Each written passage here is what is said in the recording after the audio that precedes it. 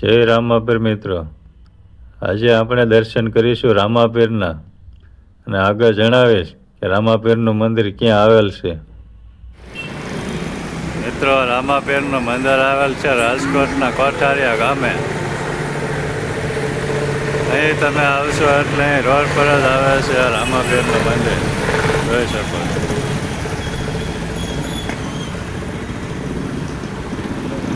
એ road પર જ આવેલ છે રામાપીરનું મંદિર. ચાલો આપણે દર્શન કરીએ રામાપીરના. મિત્રો, અહીંયા સામે જ છે રામાપીરનું મંદિર.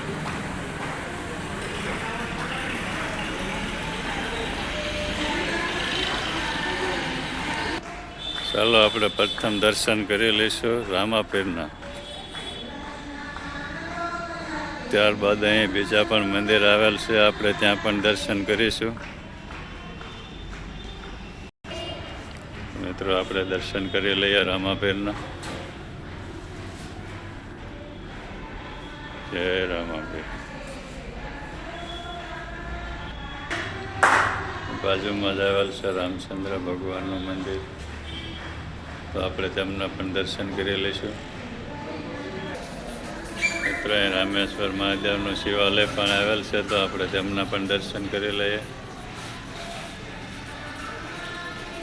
હર હર મહાદેવ. અહીં ભગવાનના અવતારની અનેક તસવીરો દર્શાવેલ છે, તો આપણે તેમના પણ દર્શન કરીશું. તમે જોઈ શકો છો.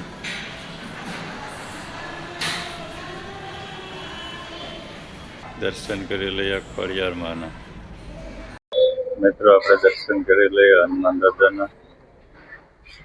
મિત્રો, અહીં બધા રામાયણના ચિત્રો દર્શાવેલા છે, તો આપણે એમના પણ દર્શન કરી લઈએ.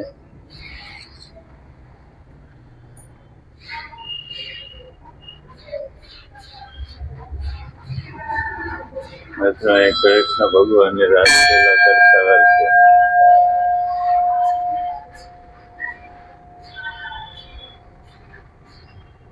મિત્રો, આપણે દર્શન કરી લઈએ ગણપતિ બાપાના. તો મહારાજ, આપણો પરિચય આપજો, ત્યારબાદ આપણે મંદિર વિશે થોડું જણાવજો. હા, તો આ મંદિર છે 1956માં બાંધકામ પૂરું થયું અને દુખીશ્યામ બાપુ રામ બાપુ આખા ભારતની યાત્રા કરી અને પકડ સાધુતા ઘણી તપવાળા રાગ ચપડવાળા એની અહીં આ મંદિર બનાવ્યું અને સ્થાપના કરી અને અહીંયા ચમત્કાર થયા. રામદેવપીરના દર્શન થયા, પછી સાધુ સંતોના ચમત્કારિક દર્શન, ધૂણી તાપવાવાળા સાધુના દર્શન થયા. ધૂણાની આમાં જીવંત રાખ નીકળી ધૂણાની, એટલે તપસ્યા સાધુનું તપસ્તરી છે. પકડ સાધુનું, ખાખી સાધુ, રામાનંદી સાધુ. અને હું દુખીશ્યામ બાપુ રામ બાપુના શિષ્ય રઘુનાથદાસજી મહારાજ બોલું છું. અને આ રામ રણુજા મંદિર, કોઠારિયા રોડ, રાજકોટ આ આશ્રમ છે અને આમાં સાધુ સંતોની સેવા ચાલે છે અને આરતી પૂજા સવાર સાંજ થાય છે. દર્શનાર્થી શ્રદ્ધાળુઓ બધા દર્શન કરવા આવે છે, બધાની મનોકામના પૂર્ણ થાય છે. મંદિર આના નામથી પડ્યું છે. એ આપણા ગુજરાતમાં આ પહેલા નંબરનું રામ રણુજા મંદિર છે. કાલાવાડ રણુજા રામ મંદિર, પોકરણગઢ રામ રણુજા મંદિર, આ રામ રણુજા મંદિર ત્રણે પ્રખ્યાત હતા. અત્યારે વધારે 7-8 છે, પણ આ પહેલું છે આપણા ગુજરાતમાં પ્રખ્યાત. અને અહીંયા ધાર્મિક સ્થળ હોય, બિહાર બીજના ભરવાના પણ નિયમ છે અને હરેક ઉત્સવ મનાવાય છે. રામદેવપીરની બીજ મનાવાય છે અને બધા યાત્રાળુઓ દર્શન કરે છે અને ખૂબ એની બધી કોડિયાના કોટ પણ મોટે છે. આવી રીતે બધાના મનોરથ પૂરા થાય છે. આ રામ રણુજા મંદિર એટલે નામ પડ્યું કે આ રામ ભગવાન અને રણુજા ભગવાન, એટલે રામ રણુજા મંદિર આ નામ આપવામાં આવ્યું. મિત્રો, આપણે દર્શન કરીશું ખોડિયાર માતાજીના.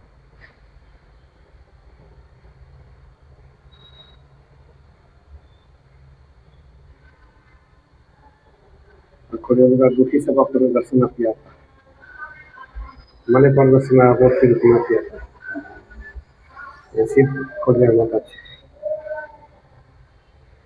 श्री 1008 श्री दुखीश्याम बापू और श्री 1008 श्री रामदास जी आपू एना में परमपट शिष्य छूँ, पहला शिष्य छूँ.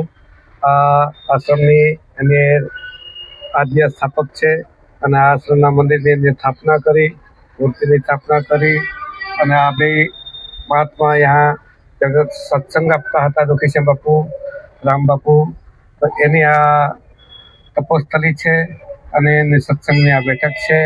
આ સત્સંગમાં શ્રદ્ધાળુ ભક્તોને સત્સંગ આપતા હતા. 12 વર્ષ તપસ્યા કરવાથી જે ભગવાનના અનુભવ થયા એ બધા સત્સંગ સંભળાવતા હતા. અને જે કાઠિયાવાડ ભૂમિ છે, રોટલો ઓટલો ટુકડો અને પ્રભુ ટુકડો, આ એનું લક્ષ્ય હતું.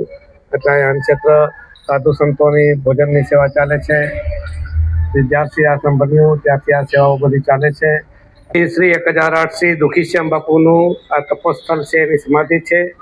અને કડવો લીમડો પણ મીઠો થઈ ગયો એવી એની તપસ્યા હતી. શ્રી 1008 શ્રી રામદાસજી મહારાજ, રામ રણુજા મંદિર, કોઠારિયા રોડ, દુખીશ્યામ બાપુ. અને હું એનો પણ શિષ્ય છું. અને અહીંયા એની સમાધિ આપવામાં આવી છે. મિત્રો, એ મંદિરની બાજુમાં જ અમરનાથ મહાદેવ આવેલ છે, તો આપણે એમના પણ દર્શન કરીએ.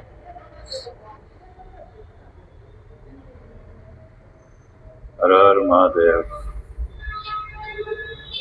મિત્રો, એ બાજુમાં જ હનુમાન દાદાનું મંદિર આવેલ છે, તો આપણે ત્યાં પણ દર્શન કરીશું. વડવાનલ હનુમાન દાદાનું આપણે દર્શન કરી લઈએ. હનુમાન દાદાના મહારાજ પાસે જાણીશું હનુમાન દાદાનો થોડો ઇતિહાસ. દુખીશ્યામ બાપુ, રામ બાપુનું નામ પાડેલું છે બળવાલન હનુમાન. એમ આપણા આશ્રમમાં 5 હનુમાન છે. એમ તો વધારે છે, પણ રંગીલા હનુમાનજી, સંકટમોચન હનુમાનજી અને આ બળવાનલ હનુમાનજી અને સફેદ આંકડાના મારુતિનંદન હનુમાનજી. એવી રીતે આ બળવાનલ હનુમાનજી છે. બળવાનું નામ એમાં આપ્યું છે કે સમુદ્રની અંદરમાં જે આગ ઉત્પન્ન થાય છે એને બળવાનલ અગ્નિ કહેવામાં આવે છે. એવી અગ્નિને એને કંઈ ન કરી શકે એવી એને શક્તિ, એટલે બળવાનલ હનુમાનજી કહેવામાં આવ્યું છે. મિત્રો, અહીં માતાઓ ધૂન મંડળ ગાઈ રહ્યા છે, તે પણ તમને બતાવી દઉં.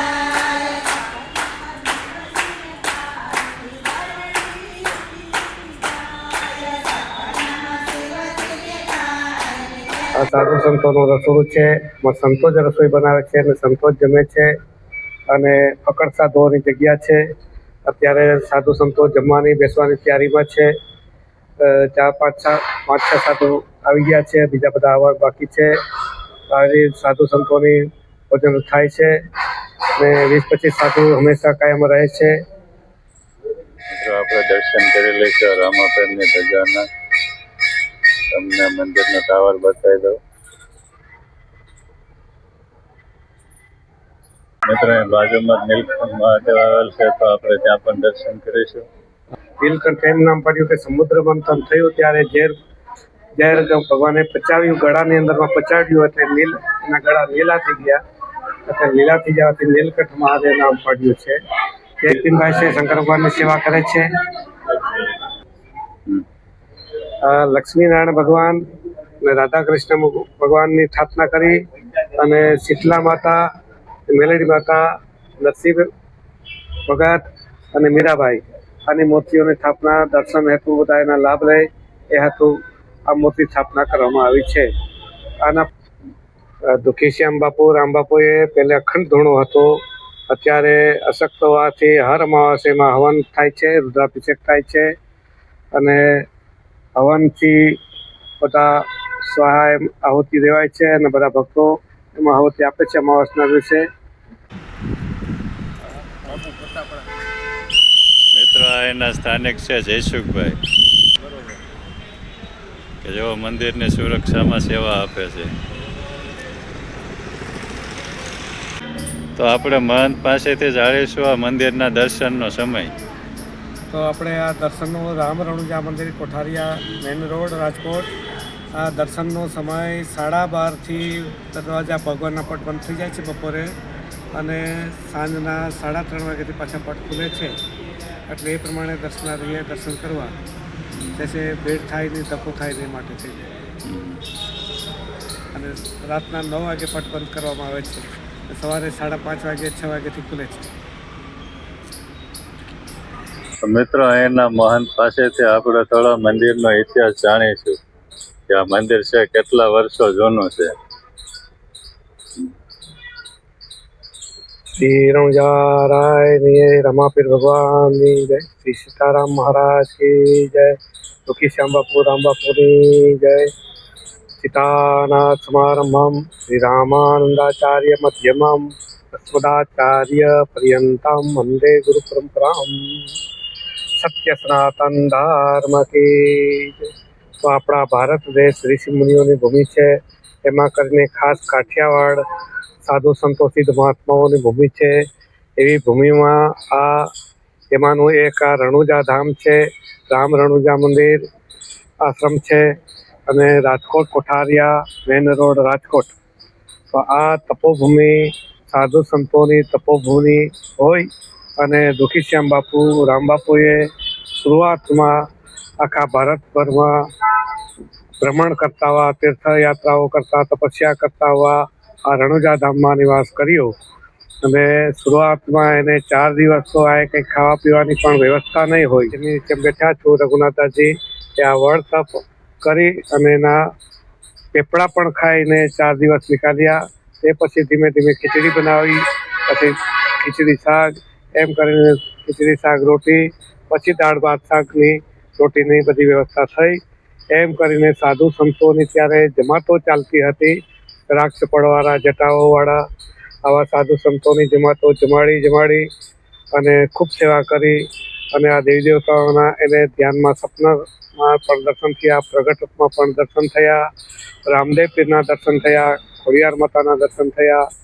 અને સાધુના આ પુરાણું સ્થાન હોય ને અહીંયા ધૂણા હતા જાણીને દુખીશ્યામ બાપુએ રામ બાપુએ આ આશ્રમની સ્થાપના કરી અને નામ આપ્યું ઈષ્ટ પરમાત્મા સીતારામ હોય એટલે રામ હોય.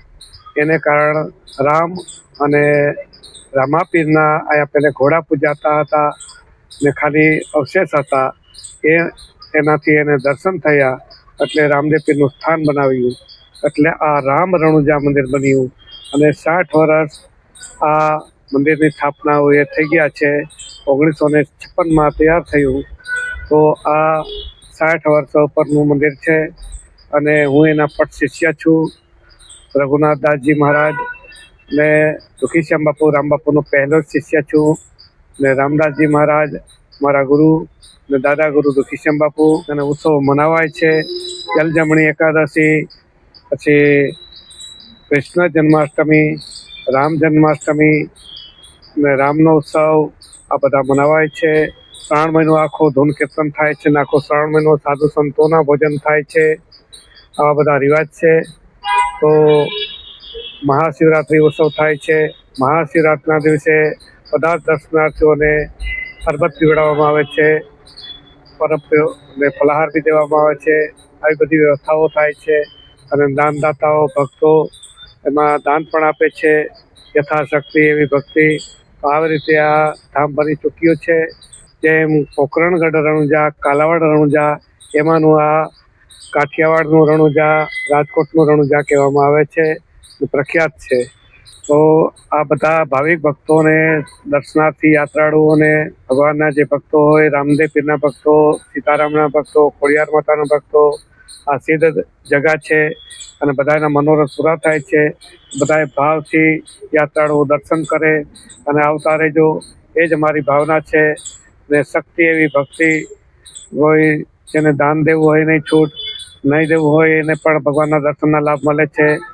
એવી રીતે આપણે દાન દેવાનું કોઈ બોલતા નથી, ને દુખીશ્યામ બાપુએ રામ બાપુએ કોઈ દાન માગ્યું પણ નથી અને દાનનો પ્રચાર કર્યો પણ નથી. પણ જેને દેવો હોય, સામનેથી ભાવ હોય, એ દઈ શકે છે. તો મિત્રો આપણે દર્શન કરી લીધા છે રામાપીરના, અન્ય દેવી દેવતાના. અહીંના મહંત પાસેથી સારો એવો ઇતિહાસ જાણ્યો. મળીશું નવા વિડીયોમાં નવી માહિતી સાથે.